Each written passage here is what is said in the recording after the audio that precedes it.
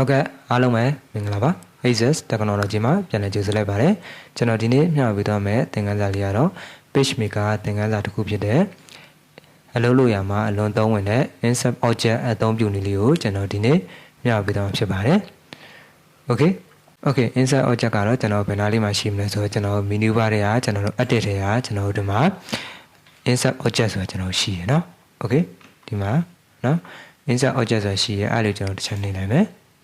Okay, nay lại mà rồi cho nó thì mà cho nó tuyển lại software thì mà bỏ lại nó cho nó tuyển ra đấy cho nó cũng đã mà tuyển lại software thì mà bỏ lại vì nó Photoshop rồi nó thì mà Excel rồi cho nó rồi PowerPoint rồi nó Microsoft Word rồi nó cho nó thì mà nhà gì bỏ nó. Okay, ở đây mà cho nó thì mà PageMaker image rồi cho nó sẽ duy lại mẹ. Okay nó ai lấy gì cho nó okay nay lại mẹ. Okay, ai lấy nay lại mà rồi cho nó thì mà pay này bỏ lại nó pay software thì bỏ lại vì okay ai lấy cho nó rồi mình nên này chỉ lại mà nó. Ok mình nên chỉ biểu cho nó để mà đi ra mà cho nó được khu xoay chỉ mà nó. Ok thì mà cho che bóng đi xoay chỉ mà. Ok sai của nhân này thì là người đó bây giờ nó đi ra mà dòng đi phía chỉ lại mà.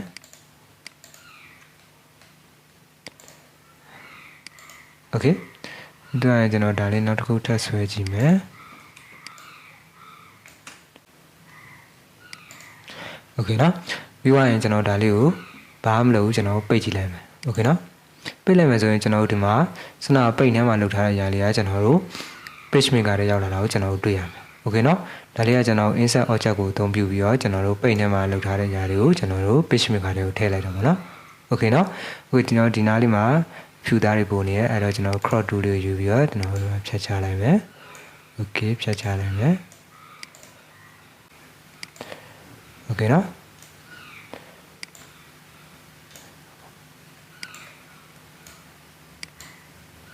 Ok ဒါပြီအဲ့ကျွန်တော်ဒါလေးကိုအသေးကြီးလဲကျွန်တော်ချိန်လို့ရမှာနော်ကြီးကျင်တယ်ဆိုရင်ရှစ်လေးရဲ့ mouse click လေးဖြည့်ပြီးဆွဲမယ်သေးကျင်တယ်ဆိုရင်ရှစ်လေးရဲ့ mouse click ဖြည့်ပြန်ဆွဲမယ် Ok ဒါမျိုးလေးကျွန်တော်လုပ်လို့ရတယ်ပေါ့နော် Ok ဒီထဲမှာကျွန်တော်စာလေးရိုက်လို့ရမယ်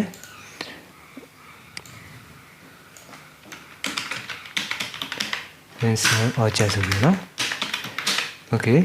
ဒီကလည်းကြည့်လိုက်မယ် Ok ဒါမျိုးလေးတွေကျွန်တော်လုပ်လို့ရတယ်ပေါ့နော် Ok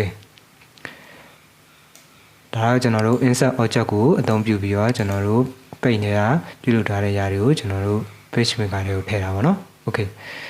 ကျွန်တော် page ထဲမှာမဟုတ်ပါဘူးကျွန်တော်တခြားသော software တွေကလည်းကျွန်တော်ထည့်လို့ရတယ်ပေါ့เนาะဥပမာကျွန်တော်နောက်တစ်ခုထည့်ပြမယ်ကျွန်တော် edit ထဲပြောင်းလိုက်မယ် insert object ထဲကျွန်တော်ပြောင်းလိုက်မယ် Okay နောက်တစ်ခုကျွန်တော်တို့မှာ Excel တို့ပါလို့ကျွန်တော်ထည့်လို့ရတယ်เนาะ Excel ထဲမှာပြုလုပ်ထားတဲ့ဇာတ်တွေကိုလည်းကျွန်တော် PageMaker ထဲမှာထည့်လို့ရတယ်ပေါ့เนาะ Okay ဒါတော့ကျွန်တော်တို့Excel ရဲ့ဇာတ်ကတော့ကျွန်တော် PageMaker မှာထည့်တာဒီ insert object နဲ့မှာမဟုတ်ဘူးတခြားသောနည်းလမ်းတွေနဲ့ထည့်လို့ရမှာเนาะကျွန်တော်ရှေ့မှာလည်းကျွန်တော်တခုသင်ခန်းစာတခုပြောပြခဲ့ပါတယ်เนาะExcel မှာဇာတ်ဖိုင်ကို PageMaker နဲ့ဘယ်လိုထည့်မလဲဆိုတာကိုကျွန်တော်သင်ခန်းစာတခုအနေနဲ့ပြောခဲ့ပူပါတယ်ဒါကတော့အခုနောက်တစ်ခုကတော့ကျွန်တော် insert object ကိုအသုံးပြုပြီးတော့ထည့်ပြန်မှာပေါ့เนาะ Okay insert object ကတော့ပို့ပြီးတော့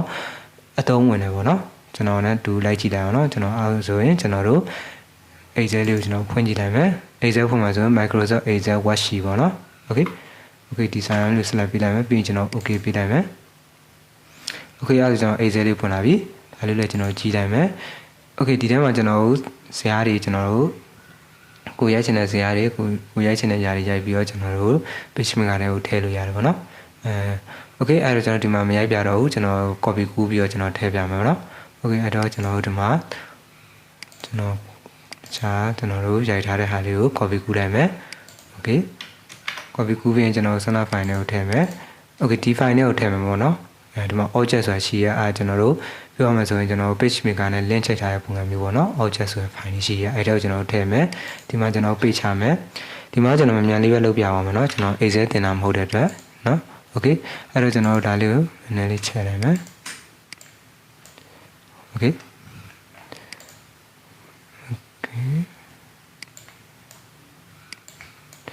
Okay ရပြီနော်ဒါနမူနာပဲပေါ့နော်ကျွန်တော်အားလေးကိုကျွန်တော်တို့ပြီးသွားရင်ကျွန်တော်တို့ပိတ်လိုက်မယ်ပေါ့နော်ကျွန်တော်စေ့စရာမလိုဘူးနော်စေ့စရာမလိုဘူးကျွန်တော်ဒီတိုင်းလေးပဲချက်ချိကလေးနှိပ်လိုက်မယ်ဆန္ဒတိုင်းပဲနော်ပိတ်နေရတိုင်းပဲ Okay နော် Okay အဲ့တော့ကျွန်တော်ဒါလေးကိုပိတ်လိုက်မယ်အဲ့လေးကိုပိတ်လိုက်မယ် Okay ပိတ်လိုက်မယ်ဆိုရင်ကျွန်တော်တို့ဒီမှာ ကျွန်တော်တို့လုပ်ထားတဲ့ဇာတ်ဖိုင်တွေကကျွန်တော်တို့ဒီထဲကိုရောက်လာတာကိုကျွန်တော်တို့တွေ့ရမယ်โอเคเนาะ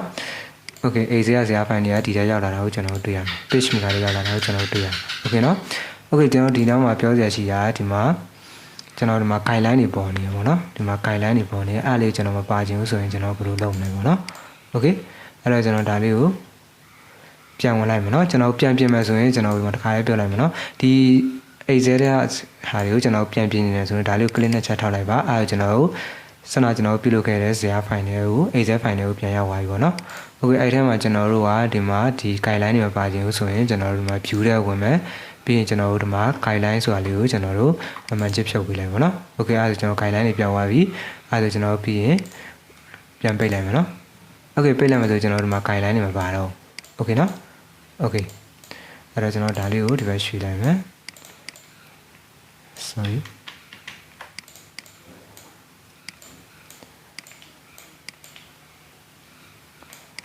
โอเคဒါလေးကိုဆက်လက်ပေးမယ်ပြီးရင်ကျွန်တော်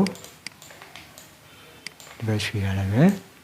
โอเคဇာတ်ဖိုင်တွေကိုကျွန်တော်ဒီထဲထည့်မယ်ပေါ့နော်โอเคဒါမျိုးလေးကျွန်တော်ထည့်လို့ရပြီနော်โอเคဒီမှာပိုနေတဲ့ဖြူသားတွေကိုကျွန်တော်စနတိုင်းမှာ crop လေးနဲ့ဖြတ်မယ်โอเคအားဆိုရပြီနော်โอเคအဲ့ဒါကျွန်တော်ဒါလေးကိုကျွန်တော်ကြီးကျင်သေးကျင်နဲ့ချိန်လို့ရမှာနော်โอเคနည်းနည်းကြည့်မယ်ဆိုရင်ဒါလေးကိုရှစ်လေးနဲ့ဖြီးပြီးတော့မောက်ကလေးနဲ့ရှစ်နဲ့မောက်ကလေးလေးဖြီးပြီးတော့ဆွဲရပါတော့โอเคဒါမျိုးလေးကျွန်တော်လုပ်လို့ရမှာပေါ့နော်ဒီကကျွန်တော်စာသားတွေတခုပြင်နေတယ်ဆိုရင်ကျွန်တော်စနတိုင်းမှာပဲဒီတော့ click နဲ့ချက်ထောက်လိုက်မယ်ထောက်ပြီးရင်ကျွန်တော်တို့ဒီမှာဒီထဲမှာဥပမာကျွန်တော်ဥဖြူနေရာမှာကျွန်တော်တို့နော်မှာဥဖြူနေရာမှာကျွန်တော်တခုပြင်မယ်ပေါ့နော်โอเคအဲ့တော့ကျွန်တော်ဒီနေရာမှာဥကြော်ဆိုကျွန်တော်ပြင်ကြည့်လိုက်မယ်โอเคအဲ့တော့ကျွန်တော်ဒီမှာရပြီအဲ့ဒါကျွန်တော်ပြီးရင်ကျွန်တော်ပြန်ပိတ်လိုက်မယ်โอเคအဲ့ဒါကျွန်တော်ဒီမှာစနာဥမဲနေရာမှာကျွန်တော်တို့ဥဖြူနေရာမှာကျွန်တော်တို့ဒီမှာဥကြော်ဆိုပြီးပြင်သွားတာကိုကျွန်တော်တို့တွေ့ရမယ်โอเคနော်โอเคဒါမျိုးလေးလည်းကျွန်တော်တို့ကိုပြင်နေတဲ့ຢာတွေကိုကျွန်တော်အလွယ်တကူပြင်လို့ရတယ်ပေါ့နော်ဟိုဒီပေါင်ကြီးကကျွန်တော်ထူနေရမဟုတ်ပါဘူးကျွန်တော်တို့ဒီမှာချက်ကြည့်လိုက်မယ်ဆိုကျွန်တော်ပုံမှန်လိုက်မယ်ပေါ့နော်ဒါ PageMaker ရဲ့ error လေးတစ်ခုပါနော်အဝေးရကြည့်ရင်ကျွန်တော်ထူနေရလို့ထင်ရတယ်ပေါ့နော်โอเคအဲ့လိုရပြီနော်ကျွန်တော်အဲ့ဆိုရင်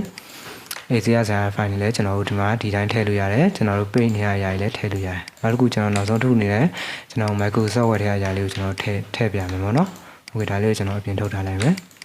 โอเคကျွန်တော်တို့နောက်တစ်ခုကျွန်တော်တို့ Microsoft Word ထဲကျွန်တော်ဝင်လိုက်မယ်အဲ့တော့ကျွန်တော်တို့မှာ insert object ဆိုတာရှိရယ်ပြီးရင်ကျွန်တော်တို့ဒီမှာ Microsoft Word လေးဝင်ကြည့်လိုက်မယ်ဒီမှာကျွန်တော် Microsoft မှာမဟုတ်တော့ကျွန်တော် PowerPoint တွေပါလည်းထည့်လို့ရတယ် Photoshop တို့ပါလည်းထည့်လို့ရတယ်เนาะဒါဥပမာကျွန်တော်နမူနာပြပေးရပါတော့โอเคအဲ့တော့ဒီ Microsoft Word ကိုကျွန်တော်ဝင်လိုက်မယ်โอเคအဲ့ကျွန်တော်ဒီမှာ Microsoft Word လေးပေါ်လာပြီအဲ့ထက်မှာကျွန်တော်တို့တခုခုကျွန်တော်တို့ထည့်လို့ရတယ်ပေါ့နော်โอเคနမူနာနဲ့ကျွန်တော် shade လေးပဲကျွန်တော်တို့ထည့်ကြည့်လိုက်မယ် insert ထဲဟာโอเคဒီမှာ shade လေးကျွန်တော်ထည့်မယ်โอเคဒီမှာโอเคကျွန်တော်ဒီမှာဒီထဲမှာစာလေးရိုက်ပြီးထည့်ကြည့်မှာပေါ့နော်โอเคဒီမှာကျွန်တော်ပြည်အောင်စုဖောင်းနေကြတယ်နော်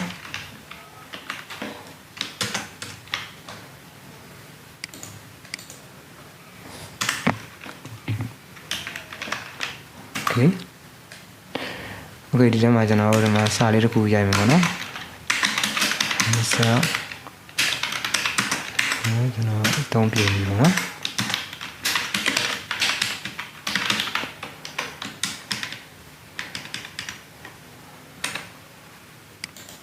โอเคဒါမျိုးလေးကျွန်တော်ထည့်ကြည့်မယ်ပေါ့နော်โอเคနောက်တော့ shade တစ်ခုလေးကျွန်တော်ထည့်ကြည့်မယ်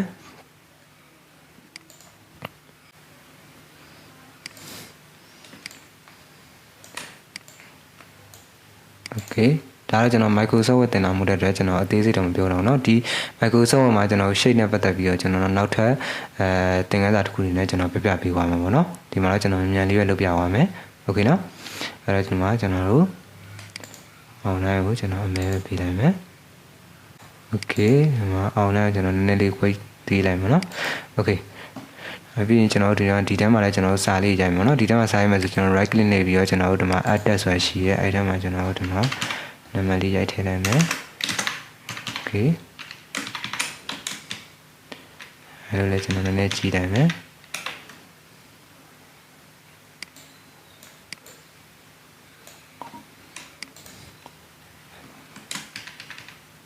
โอเคเนาะ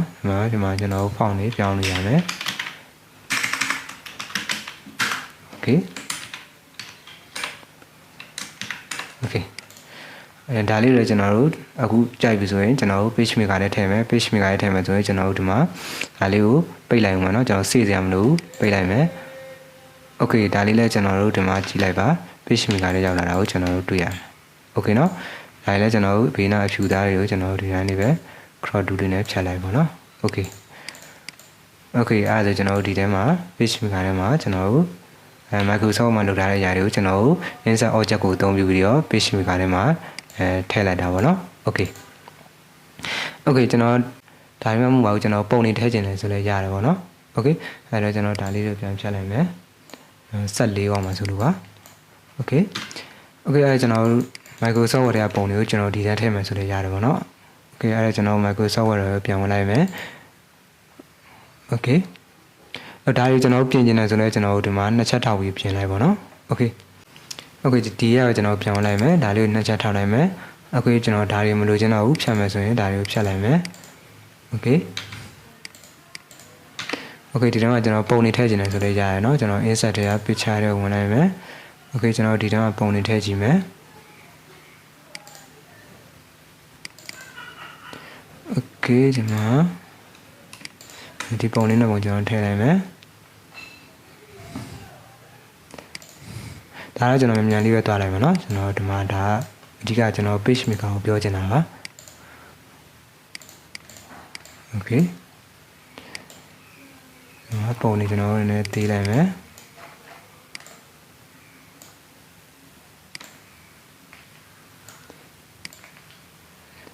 โอเคကျွန်တော်ဒီပုံလေးနဲ့ပုံထည့်ကြည့်မယ်เนาะโอเคအဲ့တော့ကျွန်တော်ဒီပုံလေးနဲ့ပုံထည့်မယ်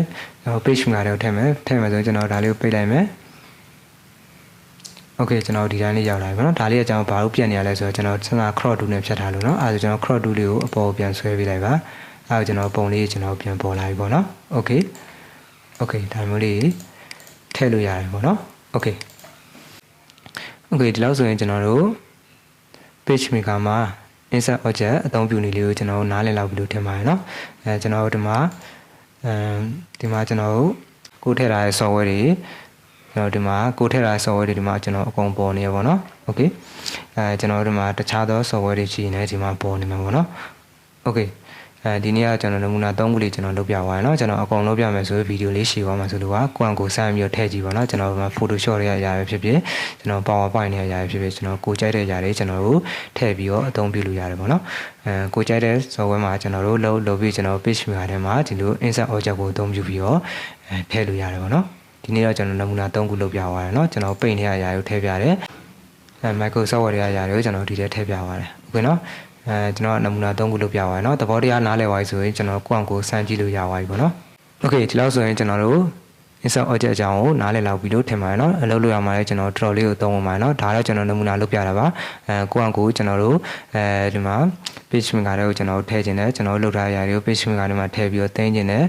print ထုတ်ခြင်းတာဖြစ်ဖြစ်သိမ်းခြင်းတာဖြစ်ဖြစ်ကျွန်တော်တို့တစ်ခုခုထည့်ခြင်းတာဖြစ်ဖြစ်ပေါ့เนาะဒါမျိုးလေးကျွန်တော်တို့ insert object ကိုအသုံးပြုပြီးတော့အလွယ်တကူထည့်လို့ရပါပြီเนาะအလွယ်တကူထည့်လို့ရမယ်အလွယ်တကူပြင်လို့ရမယ်ပေါ့เนาะโอเคဒါလေးကိုကျွန်တော်ပိတ်ပြီးတော့ပြန်ဖွင့်ကြည့်မယ်ဆိုရင်လည်းရတယ်ပေါ့เนาะโอเคပိတ်ပြီးပြန်ဖွင့်ကြည့်မယ်ဆိုရင်ကျွန်တော်ဒီပုံစံတိုင်းပဲကျွန်တော်ပေါ်နေပါအောင်เนาะကျွန်တော်အဲ့ဒါဆိုကျွန်တော် file လေးကို save လိုက်မယ်โอเคဒီမှာဒီတိုင်းလေး file လေးကိုကျွန်တော် desktop မှာ save လိုက်မယ်ပေါ့เนาะပြီးပြန် insert object ဆိုတော့ကျွန်တော် save လိုက်မယ်ပြီးတော့ပြန်ပိတ်လိုက်မယ်โอเคဒါလေးကိုပြန်ဖွင့်ကြည့်မယ်ဒီမှာတော့ကျွန်တော် save ထားရလေး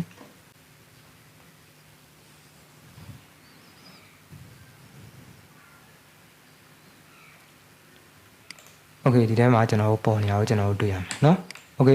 ဒါပဲကျွန်တော် file ကိုတီးတန်းကျွန်တော် Excel ကို Excel တီးတန်းထပ်စေ့စရာမလိုဘူးเนาะကျွန်တော်ဒီမှာ Excel ပြင်မယ်ဆိုရင်ဒီမှာ Excel တွေကိုနှစ်ချက်ဝင်နိုင်မယ်โอเคဒီထဲမှာပြင်လို့ရမယ်ပြီးရင်ကျွန်တော် Microsoft Word ထဲမှာပြင်မယ်ဆိုရင် Micro ဒါလေးကိုနှစ်ချက်နှိပ်လိုက်မယ် ဒါတော့ကျွန်တော်ကိုလုပ်ထားတဲ့ຢာတွေရောသိရမှာเนาะဒါ Microsoft Word မှာလုပ်ထားတဲ့အတွက်ကျွန်တော် Microsoft Word မှာပေါ်လာမယ်โอเคဒါမျိုးလေးကျွန်တော်တို့အလွယ်တကူပြင်လို့ရမှာပေါ့เนาะကျွန်တော်တို့စေတာတွေလည်းမပြောက်သွားတော့ဘူးပေါ့เนาะโอเค insert object လေးကတော့ကျွန်တော်တို့တော်တော်လေးကိုအသုံးဝင်ပါเนาะကိုကျွန်တော်စမ်းပြီးတော့အသုံးပြုကြည့်ပါโอเคကျွန်တော်ဒီနေ့ပြောတဲ့သင်ခန်းစာလေးကိုနားမလည်ရရှိရင်ကျွန်တော် YouTube comment ပေါင်းမှာမေးသွားလို့ရပါတယ်เนาะဒီလောက်ဆိုရင်တော့ကျွန်တော် insert object အကြောင်းကိုနားလည်လောက်ပြီးတော့ကျွန်တော်တို့ယူဆပါတယ်โอเคဒီနေ့တက်သင်ခန်းစာလေးကတော့ဒီလောက်ပါမယ်เนาะနောက်တက်သင်ခန်းစာတွေမှာကျွန်တော်တို့ပြန်တွေ့ကြမယ်เนาะကျွန်တော်ရဲ့သင်ခန်းစာလေးတွေကိုအသစ်တင်နိုင်သိချင်တယ်ဆိုရင်တော့ကျွန်တော်တို့ရဲ့ YouTube channel လေးကိုလည်း subscribe လုပ်ထားကြပါเนาะဒါမှသာကျွန်တော်သင်ခန်းစာအသစ်တင်နိုင်သိရှိနိုင်မှာဖြစ်ပါတယ်โอเคအားလုံးပဲအဆင်ပြေကြပါစေခင်ဗျာ